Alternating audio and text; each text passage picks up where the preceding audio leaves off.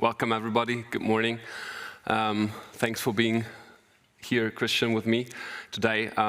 When we prepared, I think you mentioned that you are active in real estate debt since 2015, so it's quite a while. What were the driving factors back then to decide to step into that back then new asset class? Yeah, sure. So good morning, everyone. Actually, we started a little bit early at the end of 2014. And the idea was, we were coming more a little bit from the real estate equity side. So, I mean, the discussions that we had yesterday were like between relative value from equity and debt. Back at that time, we were looking at a MES development fund, which was offering double-digit yield. So, and we were also already investing in equity project development. So we thought, well, it could be a good diversification, and also we get a little bit of a risk buffer underneath us.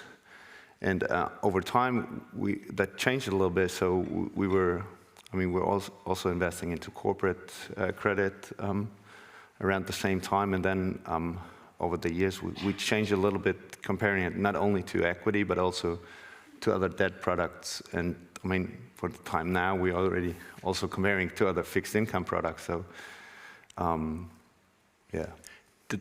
If you say you were comparing it to real estate equity, now you started to compare it then to corporate private debt, now again to fixed income. Did real estate debt deliver what it was supposed to do, especially downside protection, but also this asset-based financing character compared to corporate private debt? So was it doing what it was supposed to do?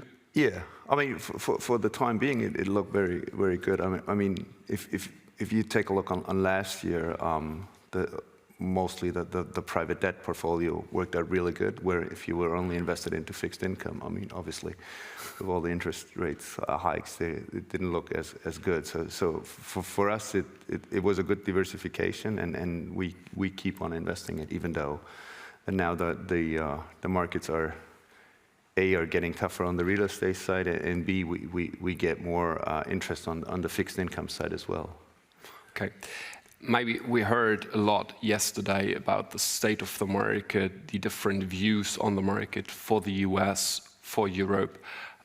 I would be very keen to learn what is your view from an investor perspective. How do you see the real estate market overall? Yeah, I mean, at the beginning, we were pretty much home biased, which was, well, two things. Well, first of all, I think most of the investors are home biased at the beginning, and then also the funds that we